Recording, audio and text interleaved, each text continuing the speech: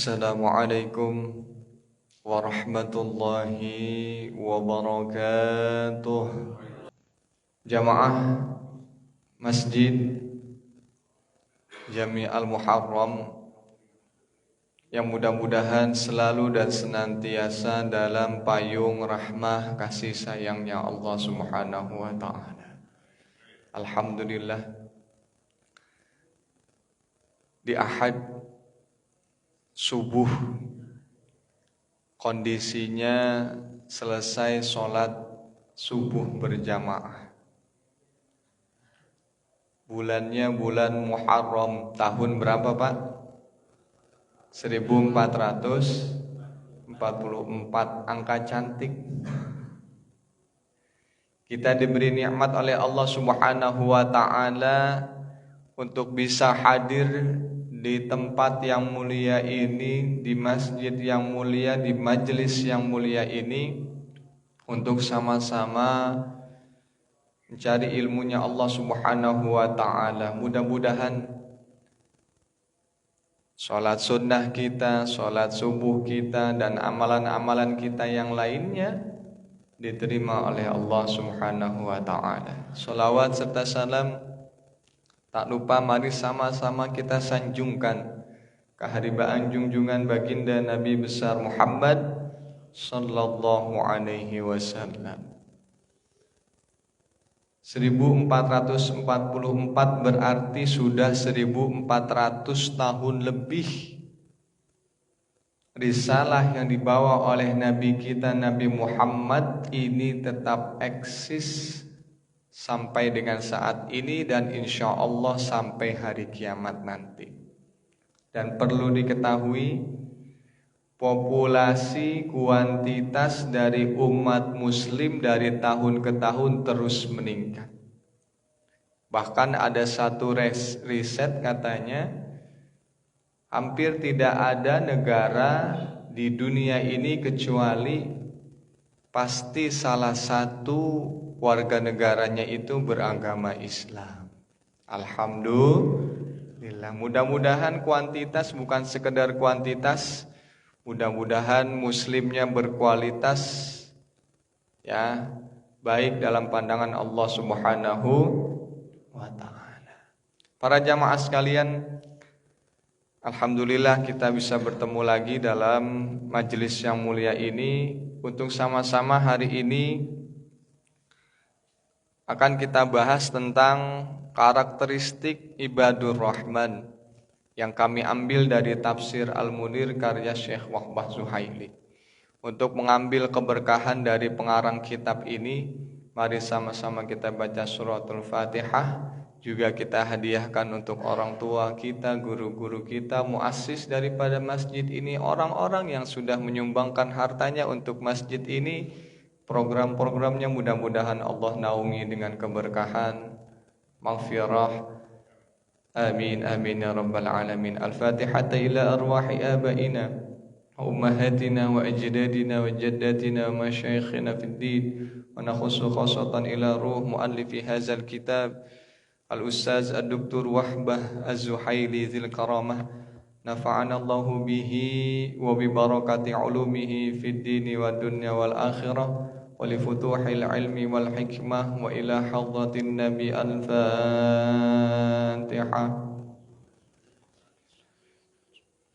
بسم الله الرحمن الرحيم الحمد لله رب العالمين الرحمن الرحيم مالك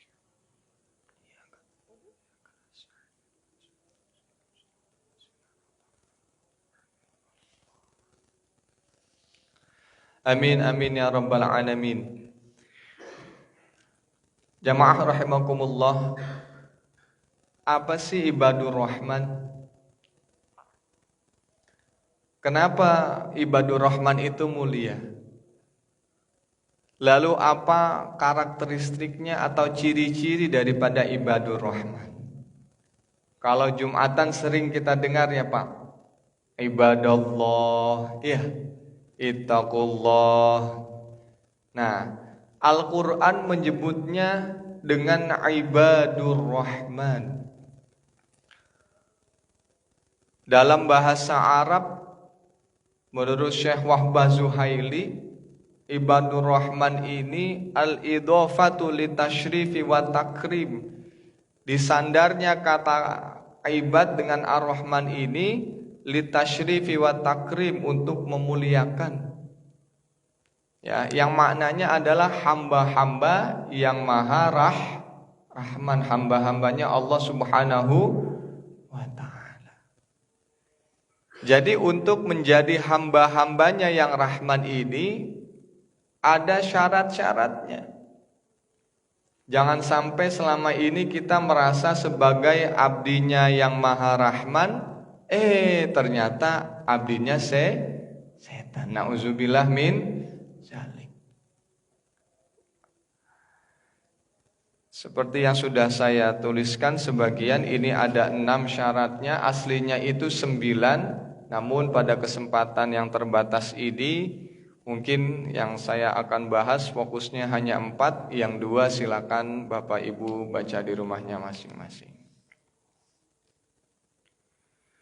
Apa sih karakteristiknya dari ibadur rahman ini sehingga dinobatkan oleh Allah Subhanahu wa ta'ala, ya, golongan ibadur rahman ini akan mendapatkan surganya Allah Subhanahu wa ta'ala di yaumil kiamah nanti.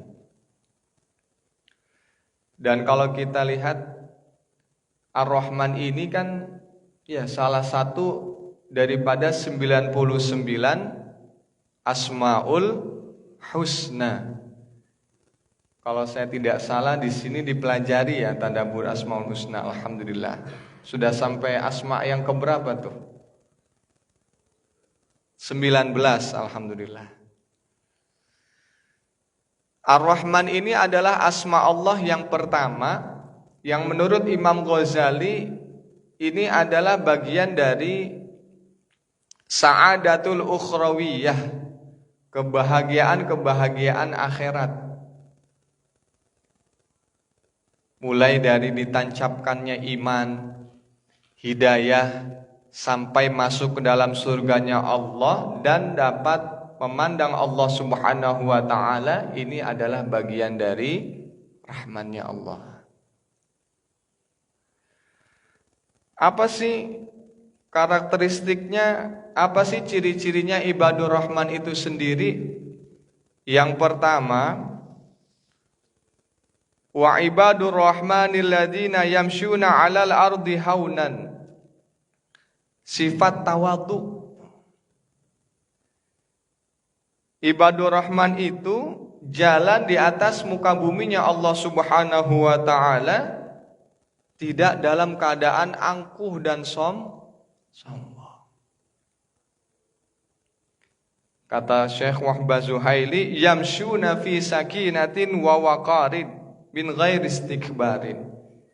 Jalan di buminya Allah Subhanahu wa ta'ala yang kita pijak ini kondisinya tenang, berwibawa, tanpa sedikit pun rasa sombong. Sekarang sombong itu apa sih Ustaz? Sombong itu takabur, ya, merasa dirinya itu lebih daripada yang lain, lebih hebat, ilmunya lebih bagus, lebih tinggi, hartanya lebih banyak, jabatannya lebih banyak, lebih mulia. Ini termasuk daripada sikap-sikap takabur. Beda dengan ujub. Kalau takabur itu ada lawan mainnya. Ya, takabur itu ya, ada lawan mainnya, beda dengan sikap ujub. Sikap ujub itu sendiri. Tapi kalau takabur itu ada sesuatu yang ingin kita tampilkan, ya, untuk mengalahkan orang lain, itu namanya takabur. Kalau ujub itu sendiri. Wah, cuma saya nih yang bisa, itu ujub. Ya. Tapi kalau misalkan ada rasa dalam hati kita itu kepuasan, ya, kepuasan bahwasanya kita lebih dari orang lain, Ya, ini namanya sikap takabur. Lalu apa terapinya agar kita terhindar dari takabur? Imam Ghazali dalam satu karyanya Ihya Ulumuddin itu bilang, yang pertama cabut akar dari masalah takabur yang sering kita lakukan. Gimana caranya? Sering-sering kita menganggap diri kita ini memang gak punya apa-apa. Berapa kali Quran sering mengingatkan bahwa kita ini diciptakan dari air mani yang hina. Ada manusia yang gak diciptakan dari air mani yang hina. Sering-sering kita sadar apapun yang melekat dalam kehidupan kita, jabatan, ilmu, tahta, harta dan lain sebagainya, kita itu semuanya sama di mata Allah Subhanahu wa taala, keluar, kalau kata Syekh Wahbah Zuhaili di sini, keluar dari saluran kencing. Apa yang mau disombongin? Kemudian apa? Terapi yang kedua, luruskan niat ketika beramal, agar amal kita benar-benar apa? Lillahi ta'ala. Walaupun sombong ini kita tidak bisa lekatkan kepada orang tertentu, ya, paling enggak kita melatih diri kita sendiri untuk beramalnya udah karena Allah. Jangan pernah berharap kembali, baik dalam bentuk yang sama atau dalam bentuk yang lain. Dalam bentuk yang sama misalkan beramal dengan uang, lalu berharap suatu saat nanti akan diganti dengan uang yang berlipat ganda. Atau beramal mengharapkan pujian, atau bahkan dalam beberapa kitab tasawuf itu beramal tidak boleh mengharapkan kembalinya dalam bentuk tenaga dari orang yang telah kita tasarrufkan hartanya. Udah saya sedekahin nih, bantuin dong nih. Nah, dalam kajian tasawuf itu ini termasuk daripada tanda-tanda orang yang kurang ikhlas. Karena Syekh Zunnun Al-Misri bilang salah satu indikator dari orang ikhlas itu nisyanu haqqil amal, ngelupain hak-hak dari amal perbuatan yang sudah kita lakukan. Lalu apa yang kedua? Nih, wa idza khatabahumul jahiluna qalu salama. Kata Syekh Wahbah Zuhaili, kalau ada orang-orang bodoh yang melontarkan kalimat-kalimat kotor kepada kita, yang melemparkan kalimat-kalimat yang tercela kepada kita, ghibah, fitnah dan lain sebagainya, jawabnya qalu salama. Ada yang bilang salamun alaik, justru didoakan semoga keselamatan untukmu. Ini lumayan berat nih Pak. Ya, nggak semuanya bisa. Tapi kata Imam Ghazali, ini kalau ada yang bisa sampai ke tahap ini tanda-tanda dia memiliki akhlak yang baik. Pernah suatu ketika dalam hadis yang sahih, ada dalam Sahih Bukhari dan Muslim, ada seorang A'rabi. A'rabi itu Arabnya Arab gunung, Arab pedesaan, Arab kampung lah. Ya. Suatu saat Nabi lagi jalan, ridanya Nabi itu ditarik sampai lehernya Nabi itu membekas. Berarti kenceng nggak Pak? Kenceng nggak? Kalau ukuran kayak kita tuh kita apain enaknya? Sampai membekas, bukan sampai situ Pak. Lalu apa? Orang Badui itu, orang Arab kampung itu, pegunungan bilang, ya Muhammad, nggak pakai ya Rasulullah. Muhammad. Ya, perintahkanlah Baitul Mal untuk memberikan harta yang telah dititipkan oleh Allah Subhanahu wa taala buat saya. Intinya bagian dari Baitul Mal itu kasih sini buat saya. Lalu faltafata Rasulullah sallallahu alaihi wasallam, Rasul nengok pas ngelihat orang Arabi, orang Arab gunung. Summa duhika, lalu beliau tertawa. Kemudian menyuruh salah satu sahabatnya untuk memberikan hak daripada orang Arab ini. Ini sebagian daripada akhlaknya Rasulullah sallallahu alaihi wasallam.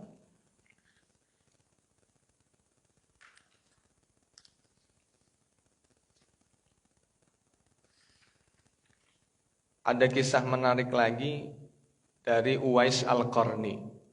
Uwais Al-Qarni ini hidup pada zamannya Rasulullah tapi tidak pernah bertemu dengan Rasulullah sallallahu alaihi wasallam. Namun salah satu mukjizat Rasul itu yaitu tahu bahwa ada hamba Allah yang mungkin di bumi ini tidak harum namanya tapi harum namanya di langit. Sampai-sampai Rasulullah pesan sama Umar apa? Wahai Umar, cari seseorang yang namanya Uwais Al-Qarni dengan ciri khas begini. Lalu ngapain ya Rasul? Minta doa sama dia. Luar biasa. Uwais Al-Qarni pernah suatu ketika pengen berangkat sholat subuh berjamaah. Kemudian anak-anak kecil itu ngelemparin dia dengan batu. Kemudian kata Uwais Al-Qarni, kalau emang pengen ngelemparin batu, lemparin yang kecil-kecil aja ya. Kenapa? Biar saya itu nggak berdarah dan saya itu nanti tetap bisa melaksanakan sholat jamaah. Coba. Masih mengharapkan nggak balesnya itu dengan emosi dan marah. Ini salah satu daripada alamat husnul khuluq. Kalau kita kan kalau dilemparin batu biasanya kita kasih bunga, ya Pak.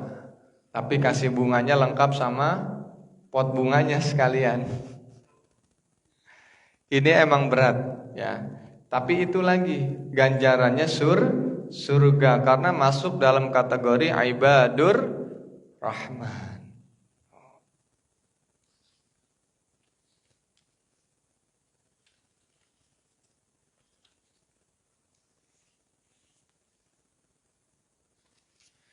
Jamaah rahimakumullah.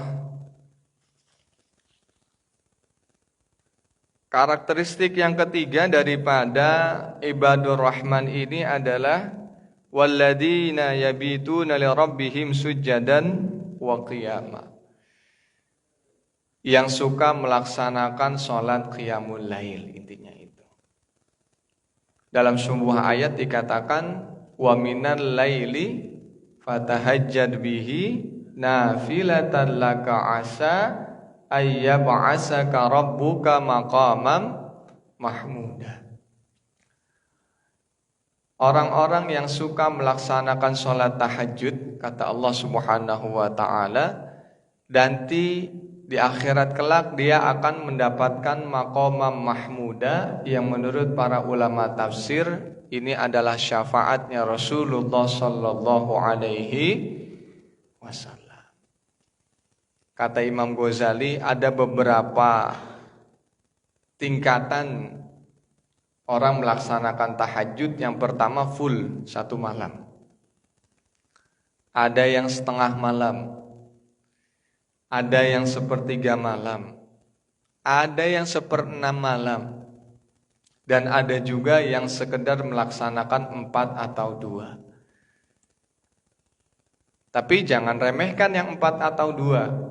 Karena Rasulullah bersabda dalam salah satu hadisnya, barang siapa yang setelah sholat isya kemudian dia sholat 2 rakaat, maka seolah-olah dia sedang melaksanakan sholat semalam penuh.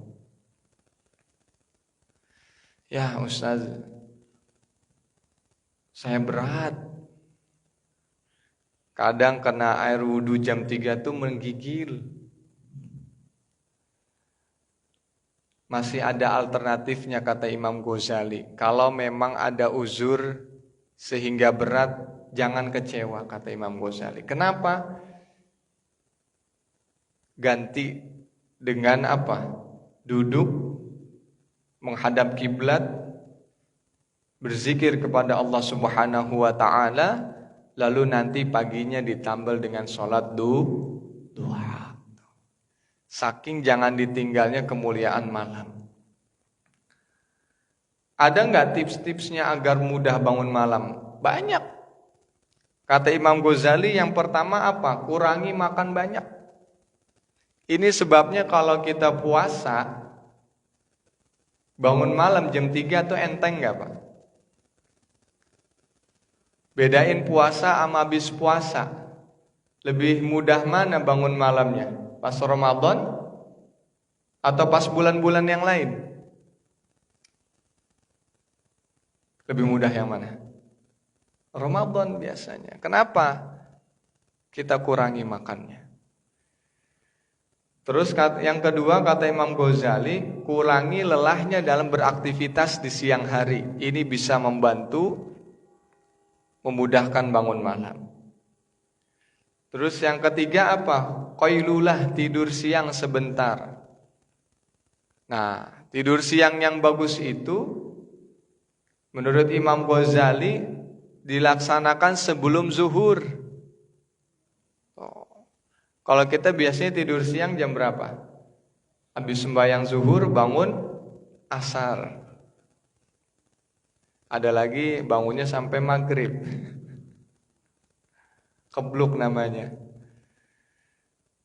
Yang bagus itu qailulah, tidur sebentar, ya sekitar jam 11-an ya, sampai menjelang zuhur. Kemudian ada lagi tips dari Imam Ghazali agar mudah bangun malam, hindari maksiat di siang hari. Dan termasuk diantaranya yang memudahkan itu, ya, hindari perasaan iri dan dengki ketika kita ingin tidur. Ini akan membantu kita mudah untuk melaksanakan qiyamul lail. Lalu yang terakhir, al-i'tidalu fil infaq, proporsional dalam memberikan infak. Yang namanya adil itu ya harus proporsional, harus porsinya di tengah-tengah antara tabzir dengan takdir. Walaupun amalnya amal baik, maka nggak boleh berlebihan, tapi nggak boleh sampai pelit atau bakhil. Pernah suatu ketika salah seorang sahabat Nabi Muhammad SAW yang sudah otomatis masuk ke dalam surganya Allah Subhanahu wa taala, yaitu Sa'ad bin Abi Waqqas. Menjelang sakaratul maut, ya, menghadap Nabi, lalu bilang sama Nabi, "Ya Rasulullah, saya ingin mentasarufkan seluruh harta saya ya di jalan Allah Subhanahu wa taala." Terus kata Rasul, "Jangan semuanya." "Bagaimana kalau 2/3 ya Rasul?" "Jangan." "Bagaimana kalau setengahnya ya Rasul?" "Jangan." Terus Sa'ad bin Abi Waqqas ini bilang lagi, "1/3 dah ya Rasul." "1/3 itu udah cukup banyak." Kata Rasul, "Engkau tinggalkan ahli warismu dalam keadaan berkecukupan, itu lebih baik daripada meninggalkannya dalam kondisi terlunta-lunta dan akhirnya meminta-minta kepada orang lain." Tuh. Padahal anaknya cuma 1, perempuan lagi, tapi tetap Rasul bilang seperti itu. Ini indikator bahwa dalam beramal juga jangan nafsu. Dan sebaliknya, Jangan tabzir, jangan taktir, jangan mubazir, jangan juga terlalu bakhil. Ya, bakhil itu apa? Menahan sesuatu yang memang harus dikeluarkan. Ini definisi umumnya. Kalau kita lihat dalam kajian tasawuf itu lebih ekstrim lagi. Katakanlah ukuran kita kasih belanja uang untuk orang rumah itu, untuk istri itu 2 juta. Kalau ngasihnya cuma 2 juta sampai nggak mau nambah sedikit pun, ya dalam kitab-kitab tasawuf itu dibilangnya ini orang bakhil. Tapi tambahin sedikit, ini baru namanya orang dermawan atau sakho. Nah, pelit ini sampai didoakan oleh para malaikat itu, malaikat doanya tuh gini kira-kira. Ya Allah, berilah orang dermawan ini surga sebagaimana dia telah memberi kepada orang-orang yang butuh. Kalau ada orang yang bakhil, ya Allah, halangilah jalan orang ini masuk ke dalam surga sebagaimana dia telah menghalangi tasarrufnya harta-harta yang telah dia pegang.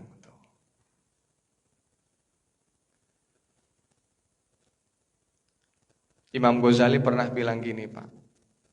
Sifat dermawan itu ada 2. Yang pertama minhah, yang pertama memang sudah tertanam oleh Allah Subhanahu wa taala, sudah dari sononya begitu.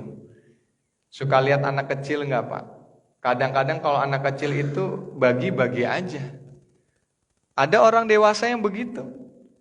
Itu namanya minhah, keistimewaan dari Allah. Dapat bagi, dia nggak pikirin. Itu minhah. Tapi ada juga yang harus dipaksa melalui riyadhah. Apalagi gini, kalau misalkan memang kita tahu bahwa kita adalah orang yang nggak dermawan banget, ternyata kita ini orang yang bakhil. Kata Imam Ghazali, paksa diri kita untuk melawan itu dengan cara berbagi dengan orang lain. Ya, jadi ini 4 diantaranya karakter ibadur rahman, hamba-hamba Allah yang maha rahman. Masih banyak yang lain, bahkan ada 9. Mudah-mudahan kita bisa masuk dalam kategori ini. Kesimpulannya yang pertama, takabur itu sifat asli iblis. Dan iblis itu adalah orang yang pertama kali dilaknat oleh Allah Subhanahu wa taala. Bukan karena dia menolak, sekedar menolak, tapi merasa lebih besar, lebih bagus, lebih agung dibandingkan Nabiullah Adam. Makanya promotor rasis itu ya iblis. Merasa kulitnya lebih bagus, merasa lebih tampan dan lebih-lebih yang lain sebagainya, itu adalah sifat asli iblis.